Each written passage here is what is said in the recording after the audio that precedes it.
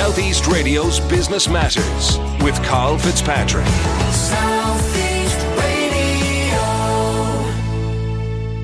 Welcome back to Southeast Radio's Business Matters with me, Karl Fitzpatrick. Well, I'm joined on the line now by our resident economist, Marc Coleman. Marc, there was very interesting research published this week by Oxfam and even more interesting data published by the CSO in relation to income levels and the inconsistencies between public and private sector incomes. Indeed, the average Irish worker lost 3.9% of their real income last year. What does real income mean? Well, real income means literally the amount of goods and services you can buy.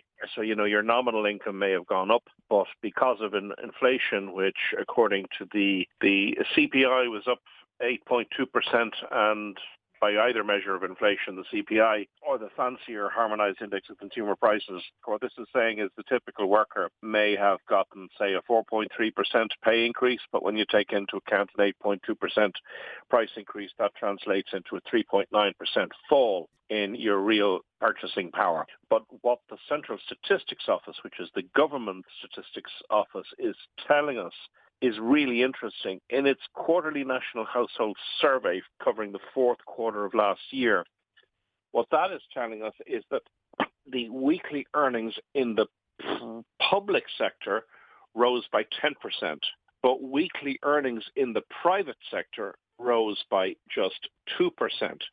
Now, this is interesting for two reasons. The first reason it's interesting is because the government in 2021 decided, I think with the support of broad mass of the population, to restore the so-called FEMP cuts in public sector pay, so that public sector pay and pensions were restored to their levels of 2008 before those cuts were implemented. But that was the public spending side. But what has not yet happened is the 12 billion or so in discretionary tax increases that were imposed during that period of crisis in 2008 to 2013, that has not yet been reversed. So the tax austerity, the spending austerity is long gone. The public sector pay and pensions are well up. Public spending is up 37 billion euros a year compared to 2011.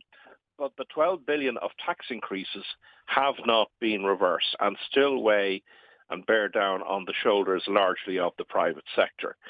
The big question is, why have we not seen any relief for the private sector? The second reason why these figures are staggering is that if you look closely at the quarterly National Household Survey, and the Central Statistics Office doesn't promote this information very strongly, perhaps it should do more of highlighting it, but average public sector pay is 36% higher than average private sector pay. So not only is public sector pay growing faster, but already to begin with, it's already over 1/3 higher. So what it really looks like, Karl, is that we no longer have an economic policy that is designed for the whole of the economy. It seems to be doing very well for those on the public sector side, but it's also doing very well for those on the wealthy side. And what the Oxfam research shows, and it's a counterpoint to what I've just said about, public-private sector, that there's a subset of the private sector who are doing really well, even better than everybody else, where corporate executive pay is up nearly 1/4 in 1 year. No doubt many people in the public sector are not doing well. Many Gardaí teachers and nurses are at the pin of their collar, and many of them would have experienced real income declines, and nothing I say should deny that.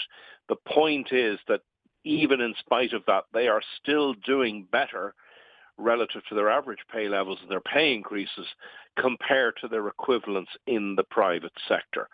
So these figures really validate the story of the squeezed middle, and what they're telling us, Karl, is the squeezed middle is getting more and more squeezed every month that goes by. So the first thing we need to do is look at elite pay. I would be bringing down the inequalities between, say, academics on the one hand and our very hardworking primary school teachers, and getting more equity within the public sector. And I think that itself would then bring part of the gap between the public and private down. But then I would, and here's an idea, Karl, I just throw this out. Is it fair to ask a worker in the private sector who has the risk of job loss, who can, you can do a good job in the private sector and you can still lose your job if your manager doesn't like you, if your company politics go the wrong way or if there's a merger or an acquisition.